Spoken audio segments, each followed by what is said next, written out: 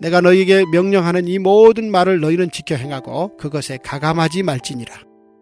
너희 중에 선지자나 꿈꾸는 자가 일어나서 이적과 기사를 내게 보이고 그가 내게 말한 그 이적과 기사가 이루어지고 너희가 알지 못하던 다른 신들을 우리가 따라 섬기자고 말할지라도 너는 그 선지자나 꿈꾸는 자의 말을 청종하지 말라. 이는 너희의 하나님 여호와께서 너희가 마음을 다하고 뜻을 다하여 너희의 하나님 여호와를 사랑하는 여부를 알려 하사 너희를 시험하심이니라. 너희는 너희 하나님 여호와를 따르며 그를 경외하며 그의 명령을 지키며 그의 목소리를 청종하며 그를 섬기며 그를 의지하며 그런 선지자나 꿈꾸는 자는 죽이라. 이는 그가 너희에게 너희를 애굽 땅에서 인도하여 내시며 종되었던 집에서 속량하신 너희의 하나님 여호와를 배반하게 하려 하며 너희 하나님 여호와께서 내게 행하라 명령하신 도에서 너를 꿰어내려고 말하였습니다. 너는 이같이 하여 너희 중에서 악을 제할지니라. 내 어머니의 아들 곧 내 형제나 내 자녀나 내 품의 아내나 너와 생명을 함께하는 친구가 가만히 너를 꿰어 이르기를 너와 내 조상들이 알지 못하던 다른 신들 곧 내 사방을 둘러싸고 있는 민족 혹 내게서 가깝든지 내게서 멀든지 땅 이 끝에서 저 끝까지에 있는 민족의 신들을 우리가 가서 섬기자 할지라도 너는 그를 따르지 말며 듣지 말며 긍휼히 여기지 말며 애석히 여기지 말며 덮어 숨기지 말고 너는 용서 없이 그를 죽이되 죽일 때 내가 먼저 그에게 손을 대고 후에 뭇 백성이 손을 대라. 그는 애굽 땅 종되었던 집에서 너를 인도하여 내신 내 하나님 여호와에게서 너를 꿰어 떠나게 하려 한 자이니 너는 돌로 쳐 죽이라. 그리하면 온 이스라엘이 듣고 두려워하여 이 같은 악을 다시는 너희 중에서 행하지 못하리라. 내 하나님 여호와께서 내게 주어 거주하게 하시는 한 성읍에 대하여 내게 소문이 들리기를 너희 가운데서 어떤 불량배가 일어나서 그 성읍 주민을 유혹하여 이르기를 너희가 알지 못하던 다른 신들을 우리가 가서 섬기자 한다 하거든 너는 자세히 묻고 살펴보아서 이런 가증한 일이 너희 가운데에 있다는 것이 확실한 사실로 드러나면 너는 마땅히 그 성읍 주민을 칼날로 죽이고 그 성읍과 그 가운데 거주하는 모든 것과 그 가축을 칼날로 진멸하고 또 그 속에서 빼앗아 차지한 물건을 다 거리에 모아놓고 그 성읍과 그 탈취물 전부를 불살라 내 하나님 여호와께 드릴지니 그 성읍은 영구히 폐허가 되어 다시는 건축되지 아니할 것이라. 너는 이 진멸할 물건을 조금도 내 손에 대지 말라. 그리하면 여호와께서 그의 진노를 그치시고 너를 긍휼히 여기시고 자비를 더하사 내 조상들에게 맹세하심 같이 너를 번성하게 하실 것이라. 내가 만일 내 하나님 여호와의 말씀을 듣고 오늘 내가 내게 명하는 그 모든 명령을 지켜 내 하나님 여호와의 목전에서 정직하게 행하면 이같이 되리라. 네, 제가 오늘 말씀 전하기 전에 좀 드려야 될 말씀이 제가 어제 이제 큐티책을 딱 펴고 이제 말씀 묵상하고 이렇게 말씀을 좀 준비를 하는데 말씀 준비하고 딱 끝나고 보니까 본문이 주일 본문인 거예요. 토요일 본문이 아니고. 그래서 이것도 하나님 뜻이 있겠다 싶어가지고 그냥 주일날 본문으로 합니다. 토요일 본문이 아닙니다. 오늘은 주일 본문으로 묵상을 하니까 한번 묵상을 같이 해봤으면 좋겠습니다. 오늘 말씀을 보시면 우리가 절대로 잊지 말아야 될 굉장히 중요한 정의 하나를 내려주시는데요.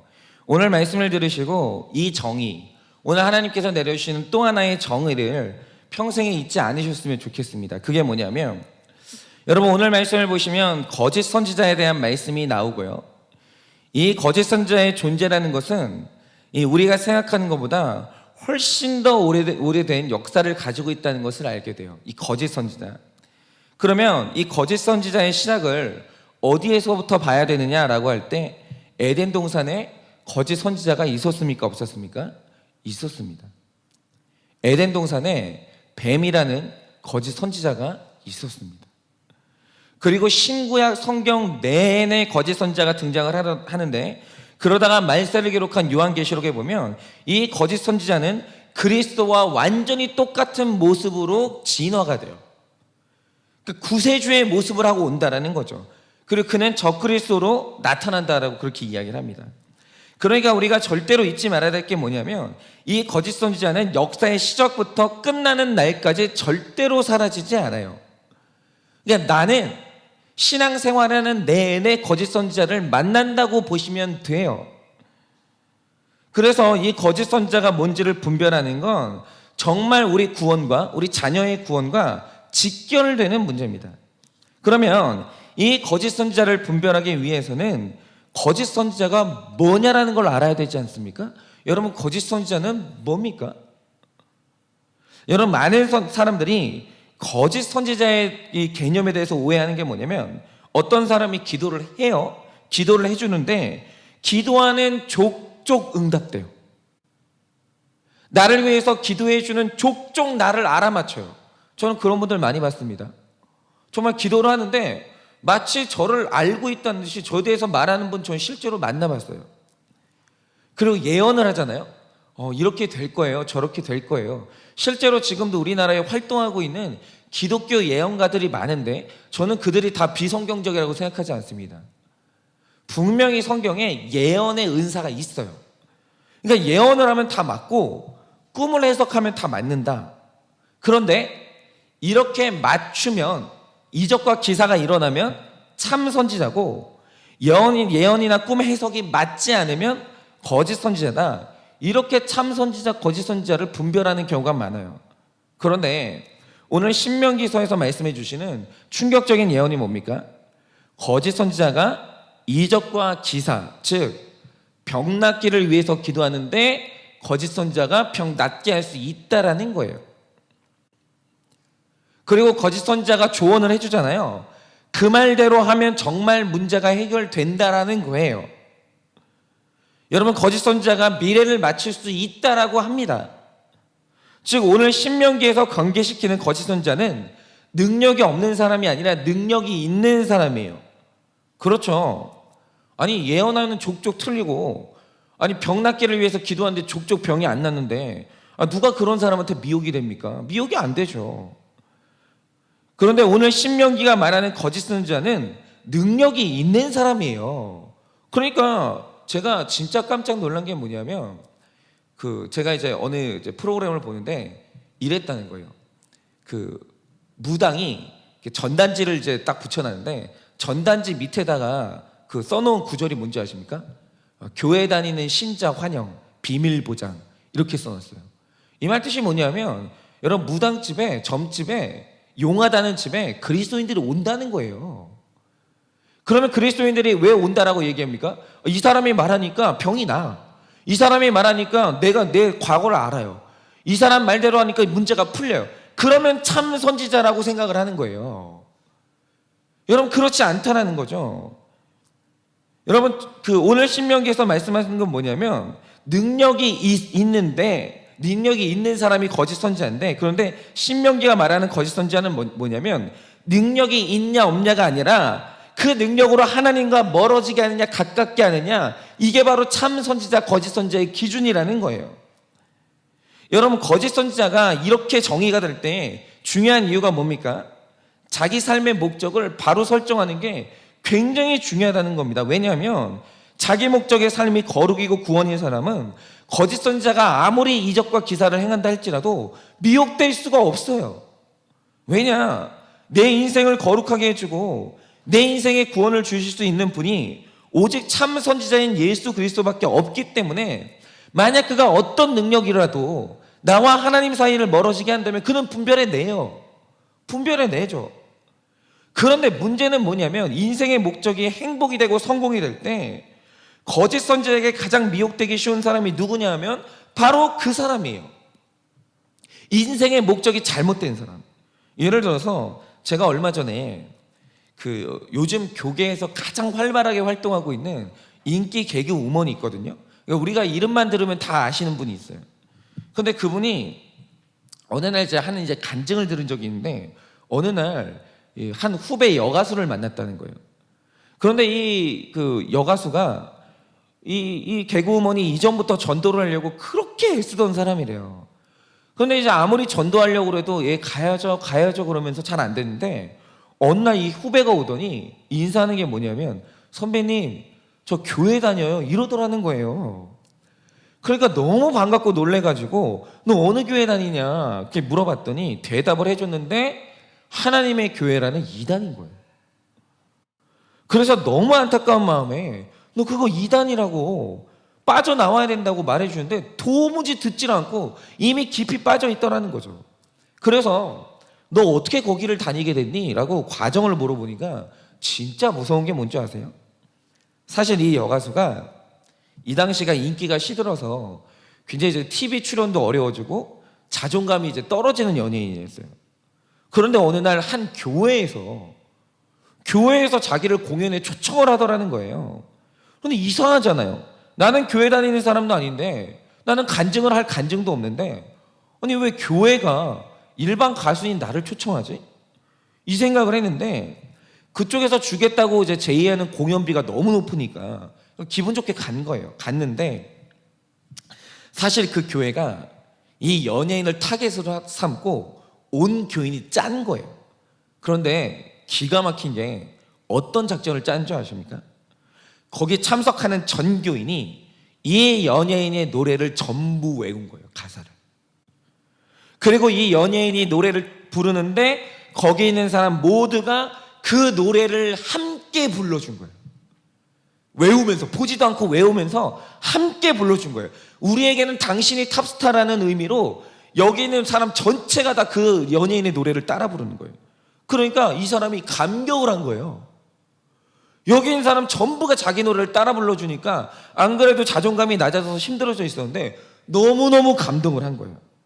그러면서 이 사람이 생각한 게 뭐냐면, 아, 교회를 다니면 이래서 좋은 거구나, 이래서 행복한 거구나, 이 생각을 하고 등록을 했는데 그게 이단인 거예요.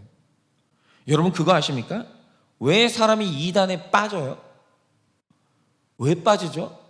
이유가 뭐냐면 거기 이적과 기사가 일어나기 때문이에요. 한마디로 거기 가잖아요, 행복해요. 여러분 거기를 가는데 불행한데 왜 거기를 다녀요? 거기를 가잖아요, 행복한 거예요. 여러분 그 신천지에서 왜 못 빠져나온지 아십니까? 거기에 끈끈한 관계가 있어요. 거기에 내가 받지 못했던 대접이 있고 사랑이 있기 때문이에요. 여러분 바로 이겁니다. 거짓 선지자는 능력이 없는 존재가 아니라 내게 이적과 기사를 보여주고 하나님과 멀어지게 하는 존재예요. 그런데 오늘 더 소름 끼치는 게 뭐냐면 6절 이하에서 하시는 말씀이 뭔지 아십니까? 거짓 선지자 중에 가장 무서운 거짓 선지자는 가족의 모습으로 나타난다는 거예요. 이게 가장 무서워요. 저는 이걸 정말 실감하는 게요, 제가 이렇게 외국에서 이민사회에 있을 때 한 여자 집사님하고 대화를 한 적이 있는데, 이분이 자기가 이제 하나님 앞에서 이거 해결하지 않으면 도저히 살 수 없는 회개의 제목이 하나 있다는 거예요. 그게 뭐냐면, 결혼할 당시에 이 여자 집사님은 굉장히 신실한 분이었는데 결혼할 당시에 이분은 믿지 않는 사람이었어요. 남편은 신자였어요. 그런데 이 남편분이 되게 우울한 환경에서 이제 자라난 분이라 행복한 가정에 대한 동경을 가지고 결혼을 한 거예요. 그런데 여러분 이 행복한 이 가정에 대한 꿈을 가지고 결혼하고 안 믿는 불신자랑 결혼했는데 결혼해서 어떻게 됐을까요? 신자인 남편이 안 믿는 불신자랑 결혼을 한 거예요. 어떻게 됐을까요? 여러분 이 남자분이요, 불신 결혼을 하고 나서 인생에서 처음 맛보는 행복을 처음 경험했어요. 제가 그 남편분하고 이제 대화를 해봤는데 세상에서 이런 재미와 행복이 있다는 걸 이 여자를 만나고 나서 처음 알게 된 거예요. 그러니까 이 아내가 한 일이 뭐냐면 주말마다 놀러 갈 곳을 계획해가지고 여기도 보여주고 저기도 보여주고 이것도 먹고 저것도 먹으니까 주말에 교회를 간다는 생각이 안드로메다로 사라지는 거예요. 왜냐하면 아내가 주말에 여행 계획을 다 짜놨는데 이 남자가 이번 주는 교회 가야지 라는 말만 하면 얼굴이 굳어진다. 늘 행복하던 우리 가정이 교회 가야지 라는 말만 하면 갑자기 우울해지기 시작하는 거예요. 관계가 틀어지기 시작하는 거예요. 다른 건 아무 문제 없는데 교회 가자는 말만 하면 이 아내가 알러지 반응을 보이는 거예요. 그러니까 이 다음부터는 아예 안 가게 된 거예요. 왜요? 교회만 안 가면 인생이 너무 행복해지는 거예요. 뭐죠? 이 아내는 내 인생에 행복을 가져다주는 이적과 기사를 보여주는 사람이에요. 그런데 그 행복이 무너지는 딱 하나의 소리가 뭐냐면 주말에 우리 이번 주는 교회 가자는 말 한마디가 그 행복을 무너뜨리는 거예요. 그래서 가정이 줄을 떠났어요. 그러다가 어느 날 진짜 인생에 심각한 흉년이 와서, 얼마나 심각한 흉년이었었냐면 한국에서는 살 수가 없는 거예요.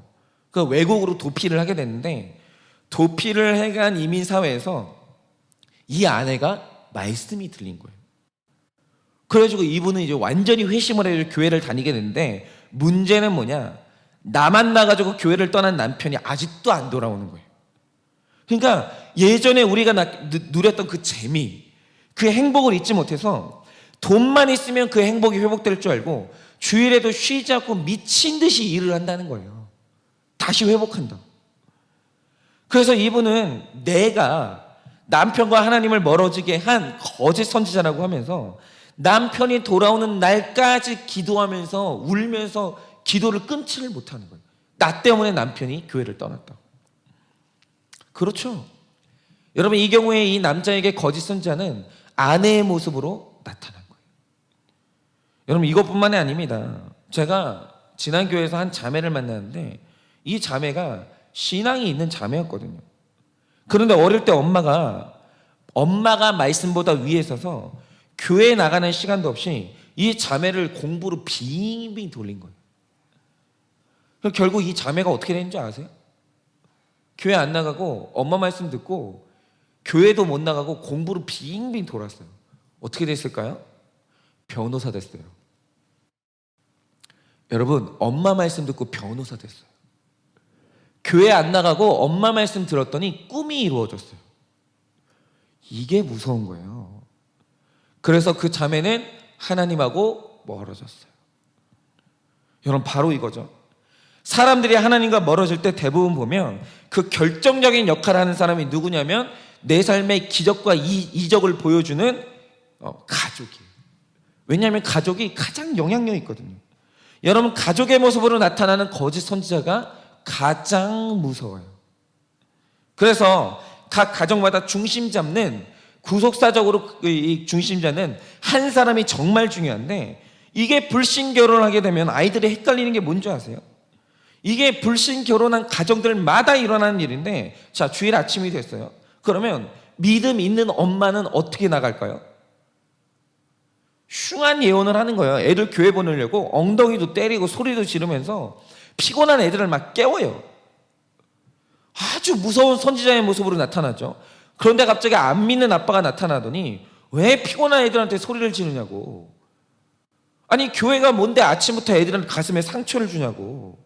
나는 예배보다 우리 아이들 피곤한 게 먼저고 몸이 더 중요한 거 아니냐고. 왜 꼭 그렇게까지 하면서 애들을 교회 보내야 되냐고. 부모가 교회 다니는 문제로 부부싸움을 시작해요. 자, 그러면 애들이 볼 때는 누가 우리를 더 생각하고 사랑하는 것 같아요? 행복의 관점에서 보면 아빠죠. 행복의 관점에서 보면 아빠가 참 선지자 같아요. 그런데 구원의 관점에서 보면 소리 지르는 엄마가 참 선지자입니까? 아빠가 참 선지자입니까? 구원의 관점에서 보면 어떻게든 깨워서 이 아이들을 하나님 곁으로 보내려고 하는 엄마가 참 선지자예요. 여러분, 이래서 거짓 선지자의 정의를 바로 내리는 게 너무너무 중요한 거예요. 여러분, 병이 나으면 참 선지자가 아니에요. 내 꿈을 맞추면 참 선지자가 아니에요.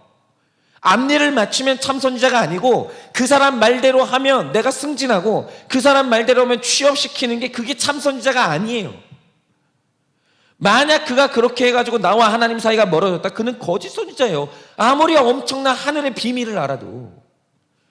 여러분, 그가 날마다 나에게 흉한 예언을 할지라도 그가 나와 하나님 사이를 가깝게 했다면 바로 그가 참 선지자인 거예요. 여러분, 예레미야나 이사야처럼 그 시대에 날마다 입만 열면 흉한 예언을 했던 사람들이 있어요. 그런데 바로 그들이 참 선지자였어요. 왜냐하면 그가 이스라엘과 하나님 사이를 회복하게 만들었거든요. 여러분에게는 이 분별이 있으십니까? 여러분, 우리가 오늘 참 선지자와 거짓 선지자의 이 정의를 바로 내려야 됩니다. 능력 있다고 해서 참 선지자가 아니에요. 그가 나와 하나님 사이를 가깝게 하느냐 멀게 하느냐, 바로 이게 참 선지자와 거짓 선지자를 나누는 이 기준이에요. 그래서 목사도 마찬가지죠. 목사가 뭐 입만 열면 막 하늘에 설교를 하고 막 시간 가는 줄 모르고 막 설교를 시키는 사람이 있어요. 그래서 내가 그 목사님과 가까워지면서 하나님하고 멀어졌다? 그거 거짓 선지자예요. 아시겠습니까? 그런데 그러니까 이게 시스템으로 만들어야 되는 게 뭐냐면, 왜 자꾸 큐티를 하라고 말씀드리냐면, 이 목사가 어떤 사람이든 간에 자립신앙으로 하나님과 가까워지는 시스템을 만들어야 되는 거예요. 왜요? 목사도 사람이기 때문에 사람의 욕심이 나요. 나한테 충성하는 사람이 나타나잖아요. 자존감이 올라가요. 누구나 다 그 거짓 선지자가 되는 유혹에 빠질 수 있는 거예요. 그래서 시스템으로 어떤 사람이나 하나님하고 가까워지는 시스템을 만들어 놔야 되는 거예요. 그게 뭐냐? 큐티예요. 목사 아니면 아무것도 못하게 되는 그런 성도 만들지 말고 자립신앙하는 성도 만들자는 거예요. 그게 큐티입니다. 어떤 경우에라도 목사 없으면 안 되는 이 신앙인, 그거 만들면 그는 거짓 선지자로 인생 마치는 겁니다. 그래서 여러분, 우리 모두가 다 참 선지자, 거짓 선지자를 분별해서 하나님께 딱 붙어 살기를 원하고요. 우리가 다 누군가의 부모인데 우리 역시 거짓 선지자가 아니라 참신 선지자가 되기를 원합니다. 오직 살아가는 날 동안 내 자녀와 하나님 사이를 다 가깝게 만들어서 우리 모두가 다 참 선지자로 하나님 앞에 서시는 여러분 되시기를 예수님의 이름으로 축원을 드립니다.